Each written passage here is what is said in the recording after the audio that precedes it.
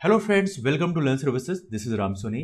आज हम डिस्कस करेंगे सीएम जगन वर्सेस जुडिशरी का जो इशू है, जिस समय काफी चर्चा में है। तो आइए इनके बारे में बात करते हैं। लास्ट वीडियो में मैंने डिस्कस किया था किस तरह से सीएम जगन ने जुडिशरी पे आरोप लगाए थे कि कई सारे प्रोजेक्ट ऐसे हैं जो आंध्र प्रदेश में ये चला रहे हैं, लेकिन वहां पर कहीं ना कहीं स्टे लगाकर जो एग्जीक्यूटिव का जो तरीका है काम करने का, उसमें जुडिशरी बार बार इंटरफेयर कर रही है। नाउ दूसरा मामला यहाँ पर यह है, एक मामला और भी काफी इंटरेस्टिंग है कि जो पिछले चीफ मिनिस्टर थे, उनके ऊपर जो करप्शन चार्ज लगे हैं, उस करप्शन चार्ज की जो इन्वेस्टिगेशंस हैं, वहां पर भी जुडिशरी कई बार स्टे लगाकर जो उसमें काफी इंटरफेरेंस कर रही है। तो ये कई सारे चार्जेस यहाँ पे लगाए गए थे। और साथ में एक मामला और भी था, जुडिशरी का जो लैंड पे कुछ इश्यूज थे, जो उन्होंने आरोप लगाए थे कि उनकी जो फैमिली है और बाकी जो इंटरेस्टेड हैं, तो ये सारे कई सारे आरोप लगाए थे। तो इन सभी चीजों के बारे में बात करेंगे। तो मिस बिहेवियर ऐसे कुछ आरोप लगाए गए थे, तो आइए इनके बारे में बात करते हैं। लेकिन सबसे इंपॉर्टेंट पॉइंट ये है कि आखिर उन्होंने कहा क्या। Let's discuss about this one. So पिछली वीडियो हमने देखा था कि इन्होंने जस्टिस एनवी रमन्ना, जो कि सुप्रीम कोर्ट के जज हैं और ये सेकेंड इन कमांड हैं, मीन्स जस्टिस बोबडे के रिटायर होने के बाद में अगले चीफ जस्टिस यही बनने वाले हैं, तो उनके ऊपर तो चार्ज लगाए ही थे। साथ में जो आंध्र प्रदेश हाई कोर्ट के जो चीफ जस्टिस हैं, उनके ऊपर भी चार्ज लगाए गए थे कि ये इंटरफेयर कर रहे हैं वहां पर एग्जीक्यूटिव के डिसीजन मेकिंग में। जो एग्जीक्यूटिव का जो काम करने का तरीका है, बहुत सारे जो प्रोजेक्ट्स हैं वहां पे जो रन किए जा रहे हैं, उसके बनने में और बहुत सारी चीजें हैं वहां पर जुडिशरी इंटरफेयर कर रही है, पॉलिटिकल बायास हो रही है और इवनली करप्शन के भी चार्ज लगाए गए हैं।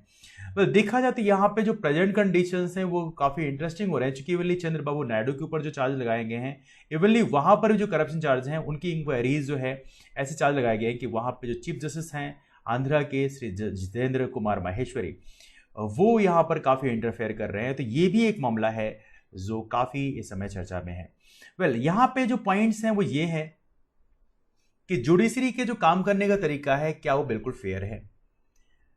जुडिशरी के काम करने का तरीका फेयर हो, जिसके लिए हमारे जो कॉन्स्टिट्यूशन है वहां पे एक प्रोविजन लाया गया है कि जुडिशर कोई भी जज हैं रिटायरमेंट होने के बाद में गवर्नमेंट ऑफ इंडिया या गवर्नमेंट ऑफ स्टेट के अंडर में काम नहीं कर सकते। तो जुडिशरी को एक ऐसा सिस्टम बनाया गया है कि जुडिशरी ट्रांसपेरेंट तरीके से काम करे। यहां पे लेकिन एक लूप होल है जो काफी इंटरेस्टिंग है। आपको पता होना चाहिए, कोई भी जज जो होते हैं, सुप्रीम कोर्ट के जज, रिटायरमेंट होने के बाद में वो government of India government of state के अंडर में काम नहीं कर सकते। बिल्कुल सही बात है। लेकिन कई सारी ऐसी पोस्ट बनाई गई हैं जो government of India government of state के अंडर में आती ही नहीं। ऐसे यदि बात करें प्रेसिडेंट बनाने की बात करें, यदि बात करें गवर्नर बनाने की बात करें, यदि बात करें मेंबर ऑफ पार्लियामेंट बनाने की बात करें, यदि बात करें एमएलए बनाने की बात करें, यदि बात करें मिनिस्टर्स बनाने की बात करें, यदि बात करें सीएम या पीएम बनाने की बात करें, तो ये सारी पोस्ट में बन सकते हैं, चूंकि ये government of India government of state के अंडर में नहीं आते। यदि हम जस्टिस गोगोई की बात करें, तो जस्टिस गोगोई अभी हाल ही में रिटायर हुए थे और उनको राज्यसभा का मेंबर ऑफ पार्लियामेंट नॉमिनेट कर दिया गया। तो कहीं ना कहीं ये जो चीजें हैं वो जुडिशरी, अब देखिए इसके मामले में हालांकि जो पुराने रिटायर्ड जज हैं उन्होंने कहा भी है कि यहां पर एक कूलिंग पीरियड होना चाहिए, कि आपके रिटायर होते ही ऐसा नहीं कि गवर्नमेंट आपको, क्योंकि गवर्नमेंट यदि आपको फेवर दे रही, सपोज करिए सिंपल सी बात है, यदि किसी को गवर्नर बनाया जा रहा है, इसका मतलब सिंपल सी बात है कि आप यदि उन्हें गवर्नर बना रहे हो, इसका मतलब यह है कि अपॉइंट कौन करते हैं, प्रेसिडेंट करते हैं। लेकिन रिकमेंडेशन किसकी होती है, रिकमेंडेशन सेंट्रल गवर्नमेंट की होती है। अब सेंट्रल गवर्नमेंट की रिकमेंडेशन से उनको गवर्नर बनाया जा रहा है, और यदि किसी सिटिंग जज को रिटायर होने के बाद में उनको आप गवर्नर बना रहे हो, तो कहीं ना कहीं एक फेवर सी फीलिंग आती है। मैं नहीं कह रहा हूं कि जुडिशरी में ऐसा इंटरफेयर हो रहा है, लेकिन कहीं ना कहीं ये चीजें होने की पॉसिबिलिटी है। नहीं हो बहुत अच्छी बात है, लेकिन नहीं होने की पॉसिबिलिटी है। और जब पॉसिबिलिटी होती है तो कहीं ना कहीं हमें ये सिस्टम लाना चाहिए कि कूलिंग पीरियड होना चाहिए, कि 1 साल 2 साल 3 साल का कूलिंग पीरियड हो, उसके बाद ही उनको या तो गवर्नर बनाया जाए। जैसे कि अभी राज्यसभा का उन्हें मेंबर बना दिया गया जस्टिस गोगोई को। ऐसे जो मामले होते हैं कहीं ना कहीं ये क्वेश्चन मार्क क्रिएट करते हैं जुडिशरी के, जो एक हो सकता है कि जुडिशरी बायास हो जाए। हालांकि मैं ऐसे चार्ज लगा नहीं रहा हूं, बट दैट्स अ पॉसिबिलिटी। यदि पॉसिबिलिटी है तो भी गलत है। हमें वो सारे स्टेप लेना चाहिए कि जुडिशरी किसी भी तरह से बायास ना हो पाए। ऑलराइट, तो नाउ अगला पॉइंट यहां पर यह है कि सीबीआई ने हालांकि बहुत सारे, और रेड्डी साहब के ऊपर बहुत सारे चार्ज लगाए। अब नाउ क्वेश्चन यहां बनता है कंटेम्प्ट का। तो राइट नाउ कंटेम्प्ट का काफी कोई डिस्कशन हो रहा है। तो ये मामला आ रहा है कि यदि जुडिशरी के ऊपर ऐसे कोई चार्ज लगाते हैं, जुडिशरी की फंक्शनिंग पे कोई चार्ज लगाए जाते हैं तो जुडिशरी के पास पावर होता है कंटेम्प्ट का। तो कंटेम्प्ट दो प्रकार के होते हैं, एक होता है सिविल कंटेम्प्ट, दूसरा होता है क्रिमिनल कंटेम्प्ट। देखिए सिविल कंटेम्प्ट और क्रिमिनल कंटेम्प्ट दोनों अलग चीजें हैं, लेकिन ये काफी इंटरेस्टिंग है, आपको समझना जरूरी है जिससे कि आप आइडेंटिफाई कर पाओ कि बेसिकली दोनों में डिफरेंस क्या है और कौन सा ज्यादा बुरा है। नाम से तो क्रिमिनल कंटेम्प्ट ज्यादा बुरा लगता है, लेकिन असल में सिविल कंटेम्प्ट ज्यादा बुरा है। क्यों? क्योंकि सिविल कंटेम्प्ट उसके ऊपर लगाया जाता है जो विलफुल डिसोबीडियंस करे। कोर्ट ने कोई ऑर्डर दिया और वो इंसान उस ऑर्डर को फॉलो ना करे, जानबूझकर चीटिंग करे, ये होता है सिविल कंटेम्प्ट। मतलब कोर्ट के ऑर्डर की अवमानना करना कहलाता है सिविल कंटेम्प्ट। मतलब इतना तो श्योर है कि जिस बंदे ने फॉलो नहीं किया वो बदमाश है, वो उसको फॉलो नहीं कर रहा है, चोरी करने की कोशिश कर रहा है, शैतानी कर रहा है, बदमाशी कर रहा है। नो, क्रिमिनल कंटेंट की बात करें तो यहां पे आप ऐसे वर्ड्स बोलो जो कोर्ट की अथॉरिटी को स्कैंडलाइज कर रहे हो। देखिए कोर्ट की अथॉरिटी स्कैंडलाइज कैसे होती है? किसी पर्टिकुलर एक जज के ऊपर आप चार्ज लगाते हो और कहते हो कि इनके काम करने का तरीका बहुत ही ज्यादा करप्ट है, तो यहां पे ऑब्वियस सी बात है कहीं ना कहीं आप इसका एनालाइज कर रहे हो। लेकिन पॉइंट ये बनता है कि ऐसे कैसे कोई इंसान हो सकता है जो कंप्लीटली इम्यून हो? ऐसे कैसे पॉसिबल हो सकता है कि किसी इंसान के ऊपर क्रिमिनल चार्ज लगे ही नहीं? ऐसे कैसे हो सकता है किसी इंसान को आप इसका एनालाइज ना करो?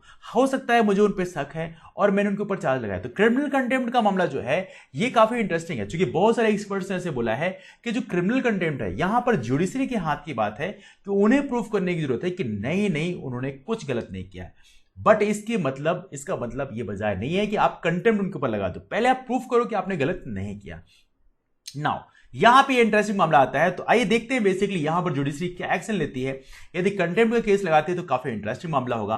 नाउ इसके अलावा देखा जाए तो बहुत सारी और चीजें हैं। आर्टिकल 129, आर्टिकल 215 इसके बारे में बात करता है। सुप्रीम कोर्ट और हाई कोर्ट को इंपावर करता है कंटेम्प्ट लगाने के लिए।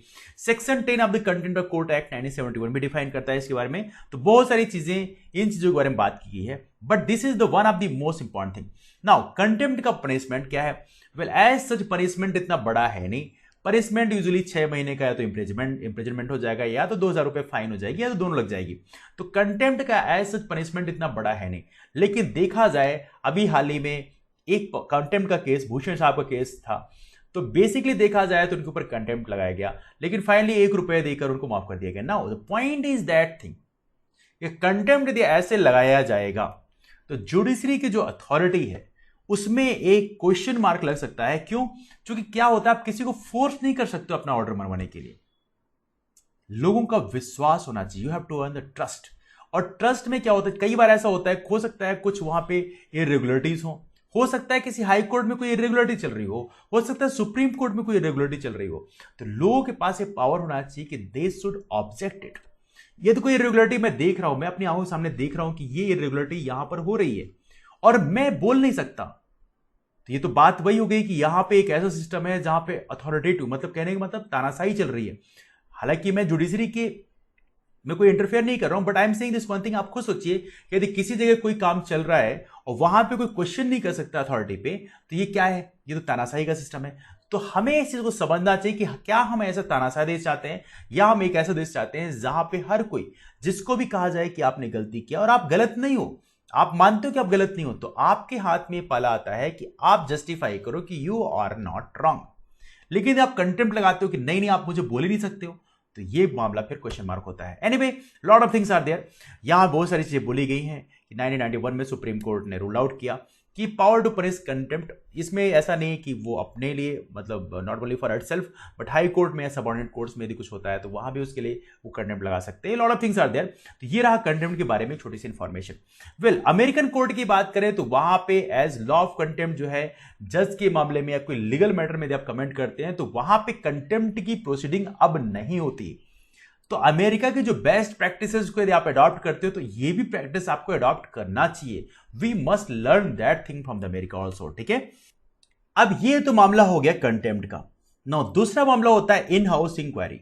यदि किसी भी जज के ऊपर कोई भी चार्ज लगते हैं तो ये हो सकता है कि वहां के जो चीफ जस्टिस ऑफ इंडिया है वो इन हाउस एक इंक्वायरी बनाए जजेस इंक्वायरी एक्ट के अंतर्गत, और इन हाउस इंक्वायरी यदि पाती है कि इन्होंने गलत किया है, तब भी ऐसा नहीं है कि यदि वो इनको इन हाउस इंक्वायरी पाती है कि हाँ ये सही है, ठीक है क्लीन चिट आपने दे दिया, लेकिन यदि वो पाती है कि ये गलत है, तो भी ऐसा नहीं कि चीफ जस्टिस ऑफ इंडिया के पास ये अथॉरिटी होती है कि वो हटा सकते हैं।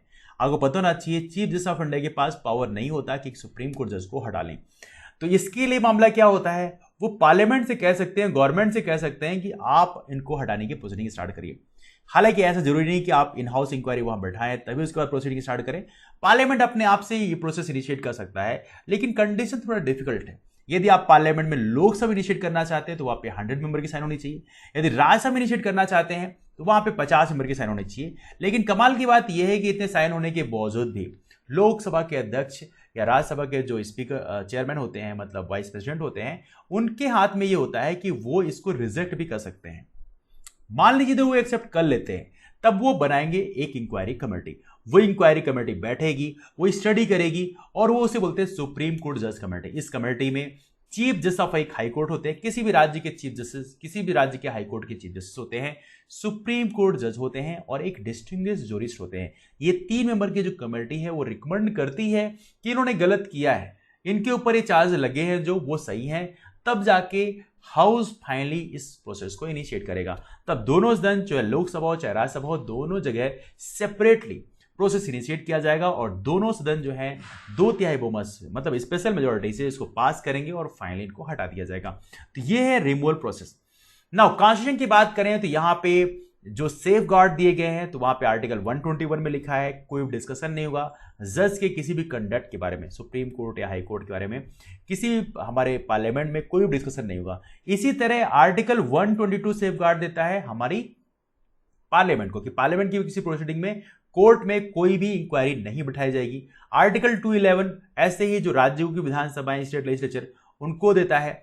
212 वहां पे प्रोटेक्शन देता है स्टेट असेंबली को कि जुडिशियल कोई स्क्रूटनी नहीं होगी। तो ये सारे कुछ सेपरेशन ऑफ पावर। अब देखा जाए तो कॉन्स्टिट्यूशन में सेपरेशन ऑफ पावर ऑलरेडी बात करता है, हालांकि वो डीपीएसपी में आता है, राज्य की नीति निश्चित तत्वों में, मतलब directive principle of state policy में आता है। लेकिन असल में देखा जाए तो आर्टिकल 50 की बात करें तो वहां पे लिखा भी है separation of judiciary from executive, मतलब जुडिशरी एग्जीक्यूटिव के मामले में इंटरफेयर नहीं करेगा, एग्जीक्यूटिव जुडिशरी के मामले में इंटरफेयर नहीं करेगा अनटिल लेस कोई बहुत बड़ा इशू नहीं हो गया। तो दैट्स आल्सो पॉइंट।